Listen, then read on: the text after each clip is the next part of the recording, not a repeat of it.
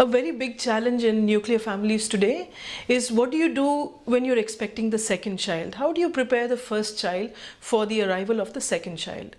Now, there is no one way this question can be answered, but there are some basic rules that you as a family can use. Now, remember that when a second child is going to be born, the first child till that time is the king or the queen of the house. All your attention, all your focus has been on this child. And naturally, the child would like to maintain that status right through. But when the second child is, you're expecting the second child, it's important to prepare the first child. Don't wait till the last minute to, suddenly bundle them off to their grandparents' house and then expect them to adjust to the birth of the second child. Right from the time that you know that your pregnancy test is positive, for example, start preparing the younger child, the elder child, for the birth of the younger one. Involve them in, even planning small things like, if you're redecorating the house, if you're buying toys, if you're buying materials, involve this elder child also in this process.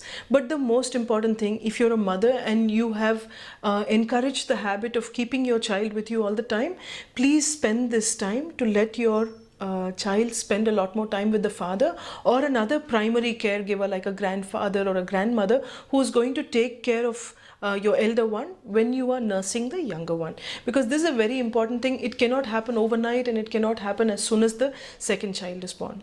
The second thing that you must do at this time is spend a lot of quality time with your elder one, making sure that he or she feels extremely secure and safe, and also let them know that they will not lose their position of power even when the younger one is born. The next thing that needs to be done, if you're the father, then make sure that you spend a lot of time doing fun things, doing things that your elder one enjoys, because it should not be an artificial transition but a very natural one. And you do have about 9 to 10 months to do this, and it can definitely be taken care of. The third thing, at the time of birth, before just around the around the delivery and things like that, the suggestion would be, don't suddenly rush the child off to a grandparent's house. Don't do sudden things.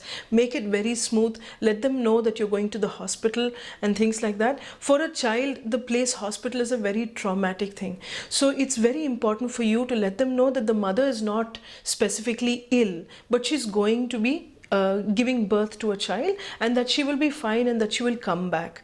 Now, reassure the child as often as you can about this, because otherwise children associate the hospital to be a very bad place, and then they develop a lot of anxiety and it becomes very troublesome for them.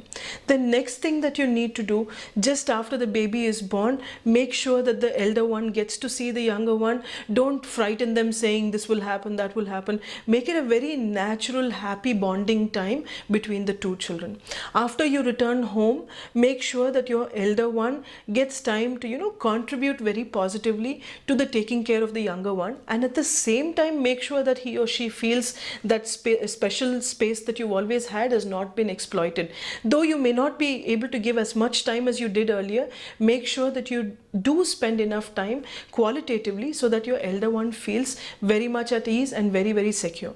When do you need to get alarmed? When the elder one starts showing symptoms like bedwetting or thumb sucking, which did not exist earlier.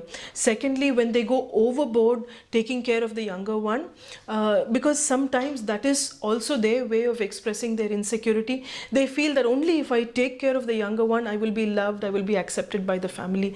So please do make sure that these are signs that you're looking for.